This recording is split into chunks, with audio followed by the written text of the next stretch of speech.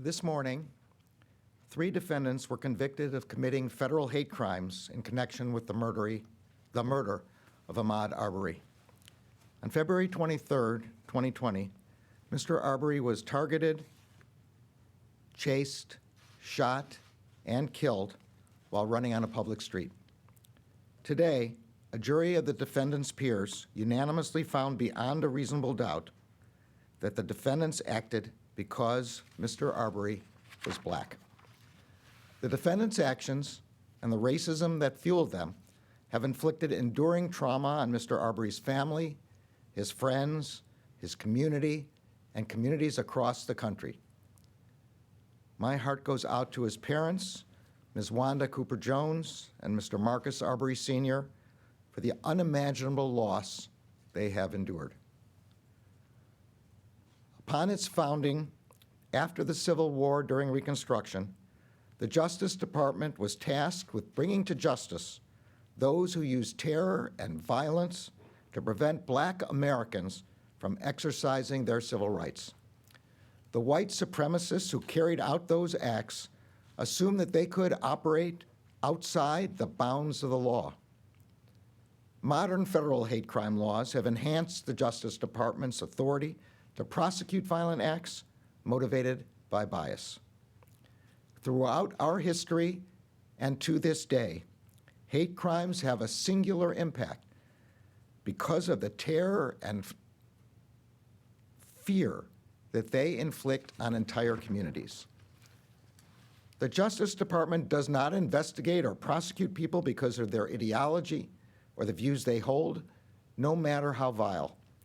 But the Justice Department does have the authority and will not hesitate to act when individuals commit violent acts that are motivated by bias or hate. No one in this country should have to fear the threat of hate-fueled violence. No one should fear being attacked or threatened because of what they look like, where they are from, whom they love, or how they worship. And no one should fear that if they go out for a run, they will be targeted and killed because of the color of their skin. The Justice Department has a legal obligation to prosecute hate crimes. And as Americans, all of us have a moral obligation to combat the hatred and bigotry that motivates those crimes. Today's verdict makes clear that the Justice Department will continue to use every resource at its disposal to confront unlawful acts of hate and to hold accountable those who perpetrate them. I want to thank the members of the Civil Rights Division, the United States Attorney's Office for the Southern District of Georgia, and the FBI for their work on this case. I also want to thank the jurors for their service and the state authorities, including the Georgia Bureau of Investigation, that assisted in this prosecution. Although we welcome the jury's verdict, the only acceptable outcome in this matter would have been Mr. Arbery returning safely to his loved ones 2 years ago.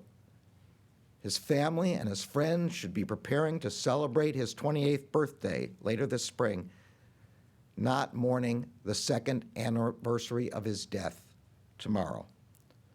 Ahmaud Arbery should be alive today. Thank you.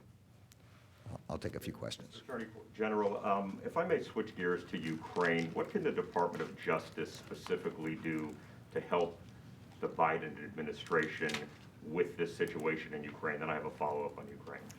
Well, as you know, the Justice Department has both law enforcement and intelligence responsibilities, and we are members of the National Security Council. And that's all I can say about it right now. And there are reports that there are videos that are coming from that part of the world that are fake, that are doctored. Does the Justice Department have a responsibility to legally investigate something that could change the outcome? I mean, you're briefed on some of this stuff. Look, we have, for many years, expressed concern about malign influence and those kind of matters without referring to them in specific, and the Justice Department does have a role, but that's all I can say for now. Wanda Jones, who you mentioned, said at a press conference after this verdict that was in that essentially justice was served because the family pushed in court to have a judge reject this plea deal. That's the only reason justice was served. What's your response to that? And then on a sort of unrelated topic, last week the National Wait, can we do Archives- one question? Yeah, we'll start with that. Thank you. On your first question, I cannot imagine the pain that a mother feels to have her son run down and then gunned down while taking a jog on a public street. My heart goes out to her and to the family. That's really all I can say about this. If I could ask an unrelated question.